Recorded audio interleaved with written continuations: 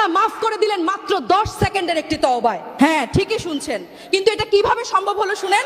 হযরত মুসা আলাইহিস সালামের আমলে অনেক দিন যাবত বৃষ্টি হয় না, ভয়াবহ খরা, আকাশ থেকে এক ফোঁটা পানিও পড়ছে না, মাটি ফেটে চৌচির, মানুষ পশু পাখি গরমে ছটফট করছে। মানুষের কান্নার হাহাকার দেখে হযরত মুসা আলাইহি তার উম্মতদের নিয়ে খোলা মাঠে সালাতুল ইস্তিসকা বা বৃষ্টির নামাজের জন্য দাঁড়ালেন। সবাই ভাবছে আল্লাহর নবী হাত তুলেছেন, এখনই অঝোর ধারায় বৃষ্টি নামবে, কিন্তু হলো তার উল্টোটা।